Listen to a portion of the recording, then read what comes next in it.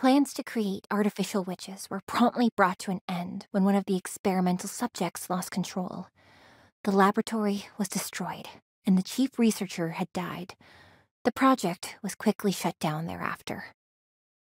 However, some of the researchers had made off with some leftover materials. Apparently, in a previous experiment, they tried to make a heartless puppet feel despair. And so, the experiments continued anew, following the same approach. Flesh was stripped, bones cracked and pried open, every last nerve scraped out. When there was nothing left to break, the body was regenerated, only to be torn apart again. After enduring endless, agonizing pain, the light slowly faded from the puppet's eyes, and in place of that dark void, new emotions welled up within. Despair and hatred. After awakening my latent magical powers, reducing the laboratory to rubble was a simple feat. I subjected every researcher scurrying for their lives to the same experiments I was. Soon, every wriggling worm was left limp and lifeless. Such fragile and foolish creatures. To think I was created to kill these things. Well, no matter. I'd be damned to live out the rest of my life as a weapon. Besides, I had more important things to do. Fragments of an untamed curse are stirring within me. Through that very curse, I can feel it. My one and only family, stronger than any blood bond. It's the curse that connects me to her. My dear sister. I'm coming to see you now.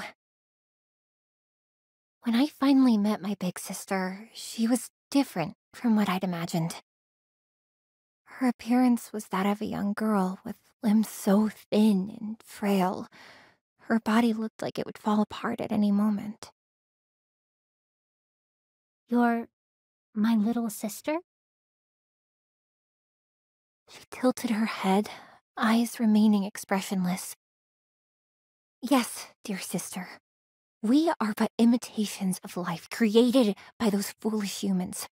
Since our lives are sure to end soon, what shall we do in our last moments? Why not exact revenge on humanity? We could start here with this land. Huh? Go to school? A human one? Why? To make memories, you say?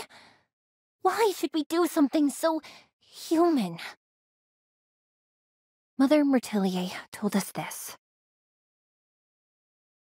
Homunculi who have become witches usually live for about a year, maybe 3 years at most. That's why I want you to live out the rest of your time like a normal girl, little A.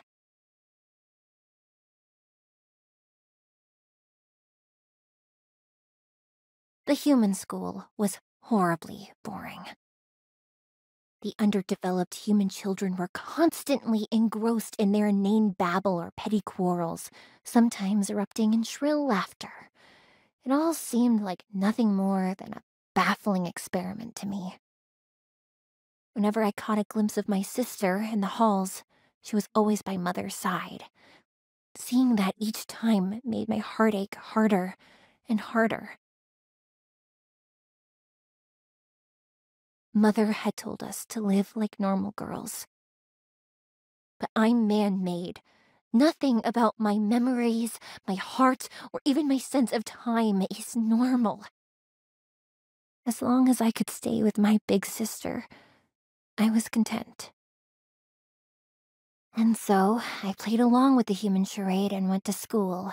Day in and day out, I sat at my desk, stared at the chalkboard, and said what I needed to say. It was all so pointless. My big sister and mother most likely have less time left than I can imagine. As each precious day passed, the feeling that everything was meaningless kept welling up inside me until it was almost enough to burst. As I gazed listlessly at the rays of light passing by, shining through the classroom window, something within me snapped. Don't you think we could be doing so much more right now, dear sister? I mean, because soon you're going to... My voice was shaking. My vision grew hazy. Before I could stop myself, I'd fled from the classroom. I didn't know where I was going, or what I was even running from. Even so, I couldn't stop. As I continued to run, faint footsteps soon followed after me. Leave me alone! My hoarse shout sounded almost like a rusted machine's wails. Take care of yourself more than you do for me! Go out and live! Once the gears keeping me together rattled and came apart, all the words I'd held inside kept spilling forth. Love me more than you love Mother! Why can't you live longer? Live and die together with me! Don't leave me alone! Then, as if to keep me from crumbling altogether, I felt two thin arms wrap around me. It's okay. I won't die. Unbelievably, that mechanical, artificially warm voice stirred a spirit within me that shouldn't have existed. Because I'm your big sister. Why are you saying something a human would say? Tears kept welling up and they wouldn't stop. Though my sister always looked so small and frail, she now seemed so much bigger than before. It was all too much for me.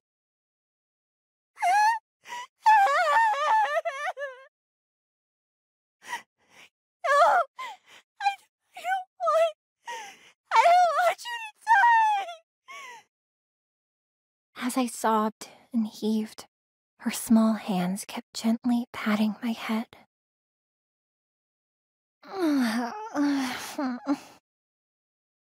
I had fallen asleep in the school hallway, exhausted from my embarrassing little meltdown. Slowly, I woke up, still cradled in my sister's arms. You're awake? Let's go home. Uh, um, I... While I was fumbling over my words, the smallest, ever so tiniest hint of a smile tugged at AA's lips. I'm your big sister, okay? I couldn't fight against those words. Okay. She took me by the hand and led us back through the city, now bathed in an orange glow. I held her small, delicate, yet warm hand, so fragile that I hesitated to squeeze it back. Then slowly, as if summoning my own resolve, I tightened my grip. Mother did say that the Khalifa Project bestowed AA with an angel's powers, which granted her life. And now, her power as a witch was keeping her alive. A witch's power comes from the heart. I still don't really understand what that means, but I'll get to the bottom of it one day. Because it's the only way I can hope to save my dear sister.